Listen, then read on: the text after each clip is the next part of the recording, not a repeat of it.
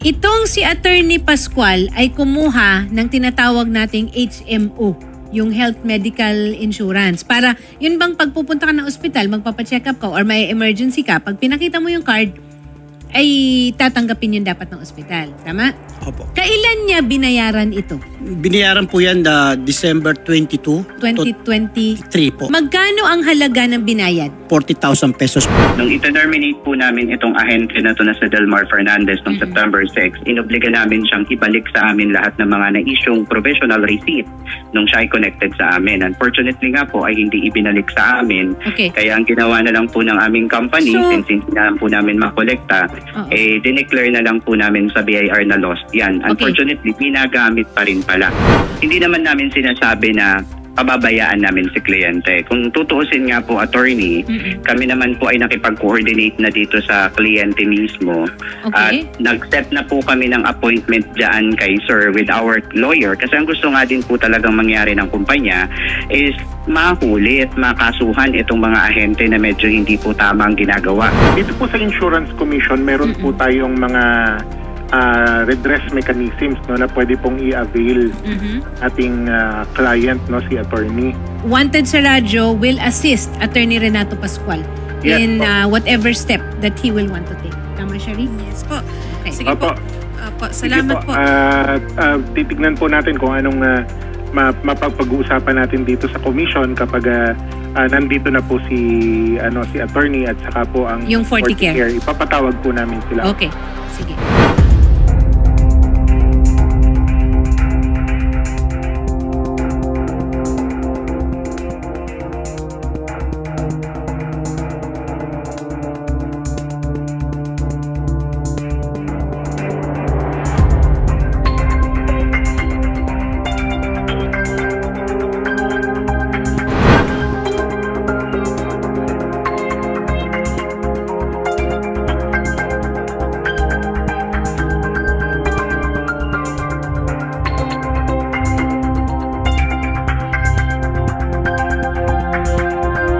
Magandang araw po, Attorney Alwin Villaruel. Bilang kayo po ang Media Relation Officer po dito sa Insurance Commission, masaya po kami at kayo ay mamamagitan po dito sa aming complainant po na si Attorney Renato Pascual.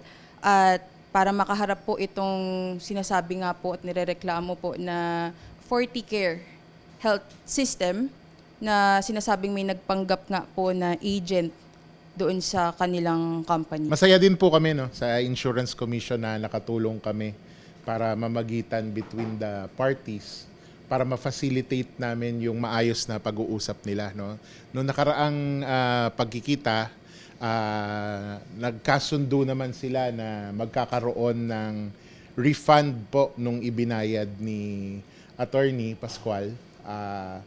And ngayon po, dala po ng company representative yung check, pati po yung mga required na documents na pipirmahan natin, para po matapos na yung ating issue.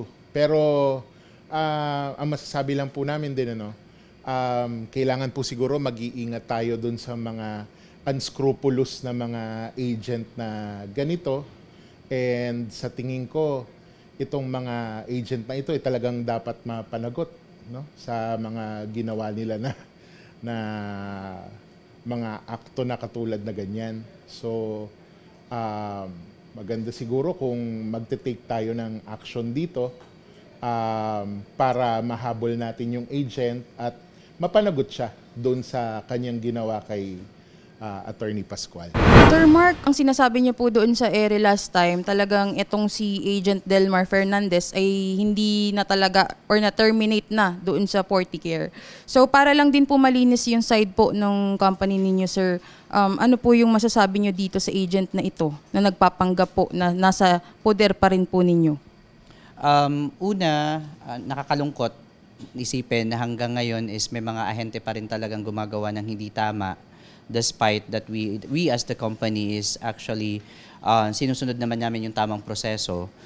Yun nga, tama po yung sinabi namin nung una, confirmed evidence and documents presented naman na terminated na ho talaga si Mr. Fernandez, Delmar Fernandez, bago pa yung nangyaring transaction kay Attorney Pascual. Unfortunately nga, na-issuean pa din siya ng resibo na nagpatunay nga dun sa transaction, and then in-acknowledge naman natin, yun nga lang, nagkaroon tayo ng proseso sa pag-iimbestiga para at least matukoy din natin yung tamang paraan kung paano natin mapapanagot itong mga ahente na to. And kami po sa Forticare, in behalf of Forticare Company, hindi rin naman po namin tinotolerate talaga yung mga ganyang aksyon. We are actually in coordinating with all the complainant. Kung meron man po, nananawagan kami sa inyo na kung meron pa pong mga naging transaksyon si Delmar Fernandez after po nung September 2023 na terminate na po namin siya sa kumpanya, as makapag-ugnayan po sa amin dahil para at least ma-resolve po natin yung inyong concerns din at mapanagot natin yung mga ganitong klase ng ahente na hindi po tama yung ginagawa. Ang sa amin naman po, willing kami makipagtulungan sa kliyente, pero hindi rin naman namin po hahayaan na masira yung company. Maraming salamat una po Mr. Pascual sa pag-raise sa amin ng concerns na ito. It is actually an opening with us somehow to do more precautions pa din. Kumbaga hindi sapat yung mga ginagawa nating pag-i-inform lang sa public, pagpapublish ng mga pangalan ng mga ahente. We have to do something more pa din para maprotektahan yung interest ng publiko. At humihingi din po kami ng pag-unawa sa publiko na sana po tulungan din po ninyo kaming mga kumpanya. Alright? Ang aking pakiusap po bilang DPO officer ng kumpanya namin, in behalf of the other company din po, kung tayo ay nagtatransaksyon ng mga pera, lalo na, alam ko po yung tiwala talagang napaka-importante niyan, at syempre pagkausap natin yung mga ahente, hindi naman talaga natin masasabi kung sila ay tunay o hindi. Pero ang pakiusap po namin, baka pwede pong magkaroon ng kahit simpleng effort na mag-confirm muna sa kumpanya, para ma-verify kung ito bang ahente na to ay lehitimo. Dahil sa panahon po ngayon is medyo madami na po talagang nanloloko. Alright? But again po, we stand with the Insurance Commission na hindi dapat tinotolerate yung mga ganyang klase ng ahente.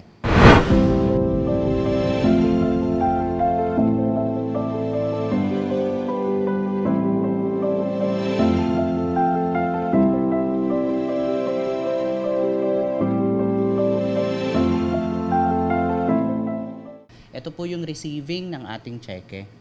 Malinaw po sir ha, 40,000 po. Opo. Okay. Ayan. Tapos sir, kukunin ko na rin po yung PR, yung original na kopya. Nakipag-communicate po ba itong si Delmar sa inyo dito sa Forticare? Sa ngayon po, actually, hindi po talaga. Nakakalungkot nga pong isipin kasi nung araw mismo, nung inyong pag-e-airing, nagpanggap pa daw po na ako, na akala po ni staff, si Mark Junio na yung kausap. Kasi nga, actually, pina-follow up ng mga oras na yun dahil i-air nga na hindi na sumasagot. So, buti na nga lang po at na-contact nga po kami at nakuhanan din po ng panig yung Forticare regarding po sa sitwasyon. Basta kami po, anuman pong tulong na pwede namin ibigay sa mga kliyente, ibibigay po namin ng tama at naaayon. At higit sa lahat po, yung mga tulad po niya, may mga reklamo, is willing naman po kaming mag-assist. Kasi parte naman po yan ng aming negosyo. Ang sa amin lang po, tawag doon, may mga proseso lang din po talaga tayong pinagdadaanan na hindi naman po agad-agad. Na pag sinabi po ng isang kliyente na siya ay naloko o kaya ay siya ay ibalik yung pera na naloko sa kanya, is dapat po naming ibalik din kaagad since kailangan din po talaga naming imbestigahan ng maayos at ma-determine po ng maayos kung ano po yung nangyari para at least matuldukan po sa lalong madaling panahon yung mga ganitong panloloko po ng ahente. Para kay Delmar Fernandez, para baka sakali pong pwede na po kayong tumigil sa ginagawa po ninyo. Yung mga dokumento po na dapat po ninyong isurrender sa Forticare na matagal na po sa inyong hinihingi ng Forticare since September pa po. Yung ID, lahat po ng resibo, nakadeclare na po yan, pero nakikiusap po kami na ibalik nyo na po sa amin dahil ito po ay hindi tama yung ginagawa po ninyo na panloloko. Tigilan na po natin yung panloloko dahil kawawa po yung mga naloloko po ninyo. Hindi po ito issue kung maliit o malaki yung pera, kundi yung tiwala po. Ang nasisira po kasi ay hindi lang po yung pangalan ninyo, pati po yung kumpanya na din. Kung meron kayong mga concern regarding po sa inyong mga insurance, pre-need at saka HMO na mga kontrata, pwede nyo naman po kaming puntahan or tawagan dito po sa aming tanggapan. Meron din po pala kaming website, no? That's www.insurance.gov.ph. And makikita nyo po doon yung information namin and yung mga latest na mga updates regarding sa mga proceedings ng mga ganitong kumpanya na tinatawag na under conservatorship, receivership, or liquidation, no? Mai-inform po kayo kapag nakita nyo po doon sa website kung ano na po yung status ng kumpanya and kung meron kayong mga claims, no, sa mga companies na under conservatorship, receivership, or liquidation, pwede nyo pong ilapit sa amin at kami po ang makikipag-coordinate doon po sa mga na-appoint na conservators, receivers, and liquidators para po ma-ensure na yung mga claims ninyo mai-evaluate ng maayos. Attorney Renato Pascual, ayan po, kaharap po ang Forticare Health System, nabigay na po sa inyo ang kabuuang 40,000. So kaharap din po si Attorney Alwin ng Insurance Commission. Sir, ano po ang masasabi po ninyo, Attorney? Masaya ako dahil na-resolve na itong problemang ito at sana huwag mangyayari sa iba yung nangyari sa amin. Dahil maraming gustong bumili ng insurance dahil alam mo naman ang pagpapagamot, kailangan may coverage ka. Kaya kung itong pangyayaring ito makakatulong sa iba, maligaya kami. I hope wala nang ibang mga tao na maluloko, lalo na yung mga gustong bumili ng health coverage.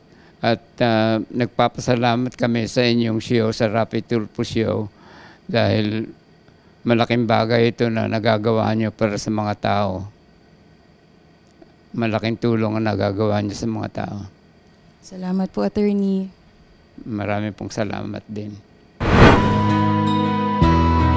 Rapid Tulfo, isang taong hindi ka iiwanan. Basta nasa tama ka, ilalabang ka ng patayon. Kahit na sariling reputasyon niya ang itaya, ipagtatanggol ka niya kahit siya ang mapahiya. Ang sarap kapag panatagsan man ng iyong tungtungan dahil merong Rapid Tulfo ka. Ito po ang ibinalik na pera namin ng Forticare. Salamat kay Senator Tulfo at sa kanyang show dahil maraming taong natutulungan. Hindi lang kami. Maligaya kami at meron niyang show ninyo. Salamat po, Attorney. Salamat sa'yo, Idol Rapid Tulfo. Ika'y sandala ng mga inaaping Pilipino. Nandiyan ang Diyos Ama, nakamasid sa'yo, ika'y ginagabayan. Kailangan ka ng sambayanan, Idol Rapid Tulfo. Dahil sa'yo maraming mga taong bumait, marami ang natutong pag napulot dapat ibalik. May mga taong binalik mo ang ngiti sa mga labi, binigyan ng pag-asa na muli nilang mabawi. Mga taong inapi